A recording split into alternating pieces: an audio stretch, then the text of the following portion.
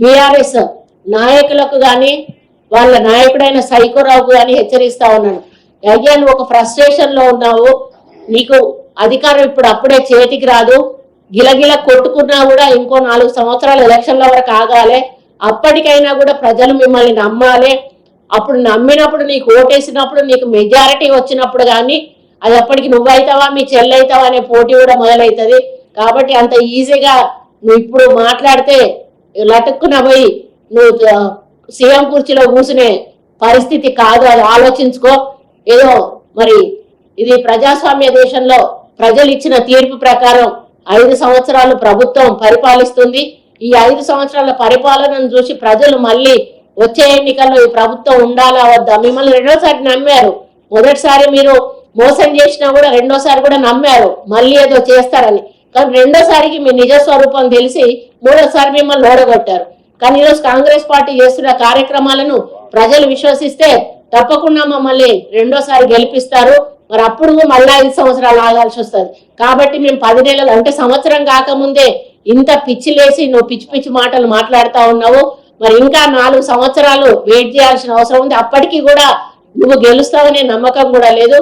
కాబట్టి మాట్లాడే ముందు కొంచెం ఒళ్ళు దగ్గర పెట్టుకొని నోరు దగ్గర పెట్టుకొని పిచ్చి పిచ్చి మాటలు మాట్లాడకుండా.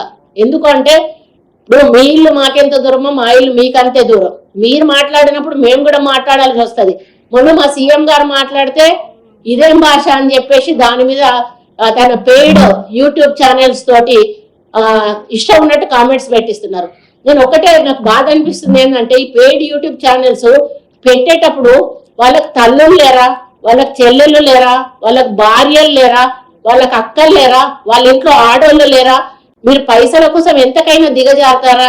ఈరోజు కేటీఆర్ పైసలు ఇచ్చినంత మాత్రాన ఒక మంచి చెడు ఆలోచన లేకుండా ఇష్టం ఉన్నట్టుగా యూకే నుంచి కొంతమంది, యుఎస్ నుంచి కొంతమంది ఈ విధంగా వాళ్ళు అదే పనిగా కామెంట్స్ పెట్టడం అనేది చాలా చాలా బాధాకరం. నిజంగా మీ భవిష్యత్తును మీరు మీ చేతులతో సర్వనాశనం చేసుకుంటా ఉన్నారు.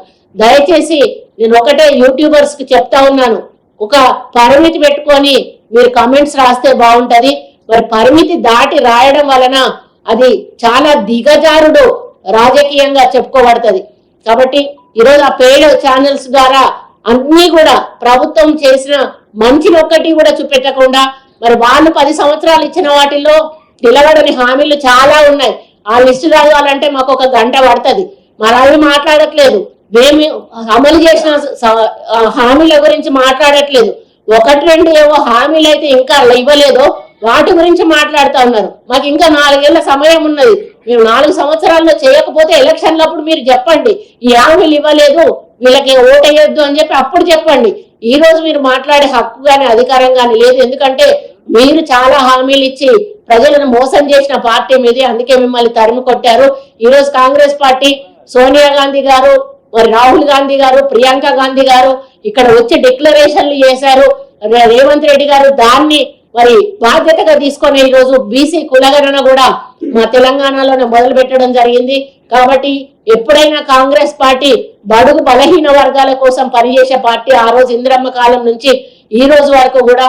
కాబట్టి ఎక్కడ ఎవరికి అన్యాయం జరిగినా కూడా మా ప్రభుత్వం బాధ్యతగా తీసుకొని ఒళ్ళు దగ్గర పెట్టుకొని పనిచేస్తుంది. కాబట్టి మీతోటి వేలెత్తి చూపించుకునే అవసరం మాకు లేదు. మాకు ప్రజలకి ఏం చేయాలో, నష్టపోయే వారికి ఏం చేయాలో, కష్టపడే వారికి ఏం చేయాలో మా రేవంత్ రెడ్డి గారికి బాగా తెలుసు. కాబట్టి ఇక ముందు ఏమైనా మంచి సలహాలు ఉంటే ఇవ్వండి, తప్పకుండా తీసుకుంటాము. సూచనలు ఉంటే ఇవ్వండి, తప్పకుండా తీసుకుంటాము. అంతే తప్పితే లేనిపోని ఆరోపణలు మా మీద వేసి మమ్మల్ని ప్రజల్లో బట్టగాల్చి మీద వేసేటువంటి కార్యక్రమం చేస్తే మాత్రం ఊరుకునే లేదు. మీరు మాట్లాడే ప్రతి మాట ఆన్ రికార్డు ఉంటది. ప్రతి మాట మీద కూడా ఎంక్వైరీ జరుగుతుంది. ప్రతి మాట మీద కూడా రిపోర్ట్ తీసుకోవడం జరుగుతుంది. ఆ ప్రతి రిపోర్ట్ మీద కూడా యాక్షన్ తీసుకోవడం జరుగుతుంది. నువ్వు జైలుకు పోవాలని నీకు ఉబలాట ఉన్నదని మాకు కనిపిస్తూనే ఉన్నది. ఆధారాలన్నీ కరెక్ట్ గా వచ్చిన రోజు తప్పనిసరిగా నువ్వు వద్దన్నా కూడా జైలుకు పోతావు. ఊకే పాపం అడుగుతాటే మాకే బాధ అనిపిస్తుంది. అయ్యో పంపించలేకపోతానే, పంపించే రోజు తొందరలోనే ఉన్నది, పంపిస్తాం బాబు, ఇంకో ఏం ఆవేదన పాపం నాకు తెలిసి నిద్రలో కూడా అలవరిస్తా ఉండవు కేటీఆర్ నేను జైలుకు పోతా అని చెప్పేసి. కొంచెం ఆలోచన తగ్గించుకో.